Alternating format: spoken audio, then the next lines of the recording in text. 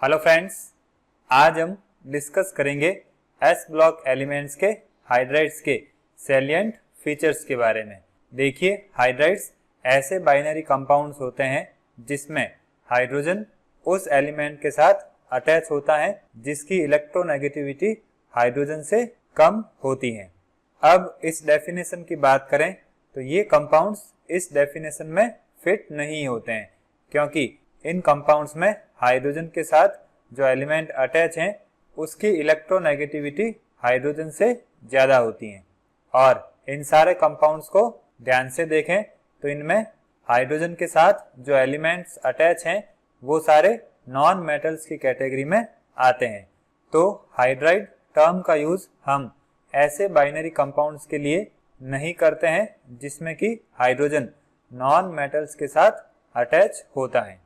देखिए, periodic table की बात करें तो उसमें राइट साइड में सारे नॉन मेटल्स प्रेजेंट होते हैं, और पीरियोडिक टेबल में राइट साइड की बात करें तो वहाँ के एलिमेंट के लिए इलेक्ट्रोनेगेटिविटी की वैल्यू हाई होती है। अब ग्रुप 1 और ग्रुप 2 के एलिमेंट्स की बात करें तो ये आयनिक या सॉल्ट लाइक हाइड्राइड्स का फॉर्मेशन करते हैं। ग्रुप 1 में फ्रेंशियम हाइड्राइड्स का फॉर्मेशन नहीं करता है क्योंकि ये रेडियो एक्टिव नेचर का होता है। और ग्रुप 2 में बेरिलियम और मैग्नीशियम की बात करें तो ये हाई इलेक्ट्रोनेगेटिविटी की वजह से हाइड्राइड्स का फॉर्मेशन नहीं करते हैं। अब बात करते हैं हाइड्राइड्स के प्रिपरेशन की। तो पहला मेथड हो जाएगा by heating metal with H2। तो देखिए, इस केस में मेटल को जब हाइड्रोजन गैस के साथ हाई टेम्परेचर पर हीट किया जाता है तो ग्रुप 1 और ग्रुप 2 के डिफरेंट मेटल्स के हाइड्राइड्स का फॉर्मेशन होता है। अब लिथियम हाइड्राइड को प्रिपेयर करने के लिए इसकी रिएक्शन हाइड्रोजन के साथ 600 डिग्री सेल्सियस पर की जाती है, और इस रिएक्शन मिक्सचर को एक आयरन की बोट में रखा जाता है जो कि हार्ड ग्लास ट्यूब में रखी हुई होती है। सेकेंड मेथड हो जाएगा by heating carbonates with H2। तो इस केस में हम रुबिडियम और सीजियम के कार्बोनेट्स को जब H2 के साथ हाई टेम्परेचर और मैग्नीशियम की प्रेजेंस में हीट करते हैं तो रुबिडियम और सीजियम के हाइड्राइड्स का फॉर्मेशन होता है। फिर नेक्स्ट पॉइंट हो जाएगा by heating metal nitride with hydrogen.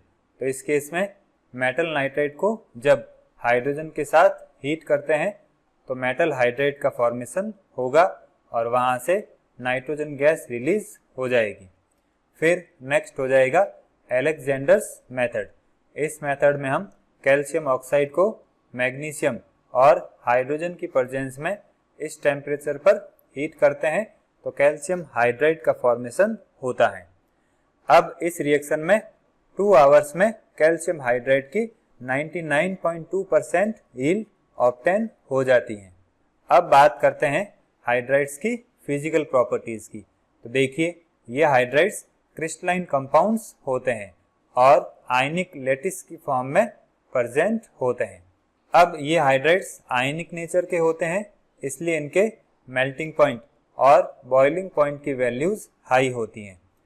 अब आयनिक नेचर होने की वजह से ये फ्यूज्ड स्टेट में इलेक्ट्रिसिटी कंडक्ट करते हैं। अब लिथियम को छोड़कर बाकी जो हाइड्राइड्स हैं वो फ्यूजन करने पर डीकम्पोज हो जाते हैं, और ये कंपाउंड्स स्टोइकियोमेट्रिक कंपाउंड्स होते हैं। मींस इन कंपाउंड्स में कैटायन और एनायन का रेशियो फिक्स होता है। अब बात करते हैं केमिकल प्रॉपर्टीज की। तो पहला पॉइंट हो जाएगा thermal stability and reactivity order. तो देखिए, लिथियम, कैल्शियम और स्ट्रोंशियम के जो हाइड्राइड्स होते हैं वो मोस्ट स्टेबल होते हैं, लेकिन दूसरे हाइड्राइड्स अबव 400 डिग्री सेल्सियस पर डीकम्पोज हो जाते हैं। अब इन हाइड्राइड्स की थर्मल स्टेबिलिटी की बात करें तो वो एक ही ग्रुप में कैटायन की साइज इंक्रीज होने के साथ साथ डिक्रीज होती हैं। जैसे ग्रुप 1 की बात करें तो लिथियम की साइज सबसे स्मॉल होती हैं और सीजियम की सबसे लार्ज होती हैं। तो यहाँ पर सीजियम की थर्मल स्टेबिलिटी सबसे कम होगी। इसी तरह से ग्रुप 2 में भी यही ट्रेंड फॉलो होगा। अब बात करते हैं हाइड्राइड्स के ऑर्डर ऑफ रिएक्टिविटी की। तो देखिए इनका order of reactivity stability order का रिवर्स होता है। मींस जो ज़्यादा स्टेबल होगा वो लेस रिएक्टिव होगा और जो कम स्टेबल होगा वो मोर रिएक्टिव होगा। तो यहाँ पर लिथियम हाइड्राइड सबसे ज़्यादा स्टेबल होता है तो इसकी रिएक्टिविटी सबसे कम होगी और यही ट्रेंड ग्रुप 2 में भी फॉलो होगा। अब नेक्स्ट पॉइंट हो जाएगा प्रेजेंस ऑफ हाइड्राइड आयन। तो देखिए जब इन हाइड्राइड्स का फ्यूज्ड स्टेट में इलेक्ट्रोलाइसिस करते हैं तो एनोड पर हाइड्रोजन गैस लिबरेट होती हैं जो कि इन हाइड्राइड्स में हाइड्राइड आयन की प्रेजेंस को शो करती हैं। फिर नेक्स्ट पॉइंट हो जाएगा एक्शन ऑफ प्रोटोनिक सॉल्वेंट्स। देखिए प्रोटोनिक सॉल्वेंट्स का मतलब होता है ऐसे सॉल्वेंट्स जिनमें प्रोटॉन प्रेजेंट होता है या जो H+ आयन डोनेट करते हैं। ये हो जाएंगे इनके कुछ एग्जाम्पल्स। अब हाइड्राइड्स की रिएक्शन जब इन प्रोटिक सॉल्वेंट्स के साथ करवाई जाती हैं तो वहाँ पर हाइड्रोजन गैस रिलीज होगी और उसके साथ बेस का फॉर्मेशन होगा। देखिए प्रोटिक सॉल्वेंट में हाइड्राइड्स इस तरह से आयंस में डिसोसिएट हो जाएंगे और जब हाइड्राइड आयन की रिएक्शन प्रोटिक सॉल्वेंट्स के साथ होती हैं तो वहाँ पर हाइड्रोजन गैस और बेस का फॉर्मेशन होगा। फिर नेक्स्ट पॉइंट हो जाएगा रिड्यूसिंग प्रॉपर्टीज। तो देखिए हाई टेम्परेचर पर ये हाइड्राइड्स रिड्यूसिंग प्रॉपर्टीज शो करते हैं क्योंकि इस टेम्परेचर पर इनमें एटॉमिक हाइड्रोजन का फॉर्मेशन होता है या वहाँ से हाइड्रोजन गैस रिलीज होती हैं और ये हाइड्राइड्स मेटल ऑक्साइड्स के रिडक्शन में यूज किए जाते हैं। देखिए सोडियम हाइड्राइड की रिएक्शन जब आयरन ऑक्साइड के साथ करवाई जाती है तो आयरन का रिडक्शन हो जाएगा। इसी तरह से इस रिएक्शन में सिलिकॉन का रिडक्शन हो जाएगा और यहाँ पर कार्बन का रिडक्शन जब होगा तो मेटल फॉर्मेट का फॉर्मेशन होगा। अब ये हाइड्राइड्स आयनिक नेचर के होते हैं इसलिए इनकी ज्योमेट्री फिक्स नहीं होती है। देखिए आयनिक बॉन्ड की बात करें तो वो नॉन डायरेक्शनल होता है इसलिए ये कंपाउंड्स रेगुलर ज्योमेट्री शो नहीं करते हैं। अब नेक्स्ट हो जाएगा डीकम्पोजिशन बाय SO2। तो देखिए जब पोटेशियम हाइड्राइड की रिएक्शन SO2 के साथ होती है तो पोटेशियम डाइथायोनाइड का फॉर्मेशन होगा और हाइड्रोजन गैस रिलीज होगी।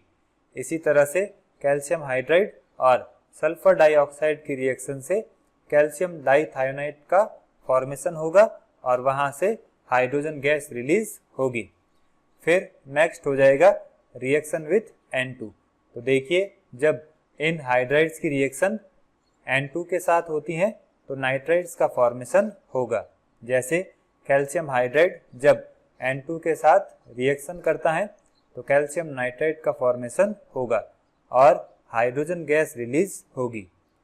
अब लिथियम हाइड्राइड जब N2 के साथ रिएक्शन करता है तो लिथियम अमाइड का फॉर्मेशन होगा और फर्दर N2 के साथ जब ये रिएक्शन करता है तो लिथियम इमाइड का फॉर्मेशन होगा और फर्दर N2 के साथ रिएक्शन करता है तो लिथियम नाइट्राइड का फॉर्मेशन होगा। इसी तरह से सीजियम हाइड्राइड को जब नाइट्रोजन के साथ हीट किया जाता है तो सीजियम अमाइड का फॉर्मेशन होगा। फिर लास्ट पॉइंट हो जाएगा रिएक्शन विथ एल्यूमिनियम क्लोराइड। देखिए जब लिथियम हाइड्राइड की रिएक्शन एल्यूमिनियम क्लोराइड के साथ ईथर की प्रेजेंस में करवाई जाती है तो लिथियम एल्यूमिनियम हाइड्राइड और लिथियम क्लोराइड का फॉर्मेशन होगा। अब बात करते हैं इन हाइड्राइड्स के यूजेस की। तो देखिए आयनिक हाइड्राइड्स का यूज क्लेजन और एल्डोल कंडेंसेशन में कंडेंसिंग एजेंट्स के फॉर्म में किया जाता है। इसके अलावा इन हाइड्राइड्स का use as a reducing agent भी किया जाता है।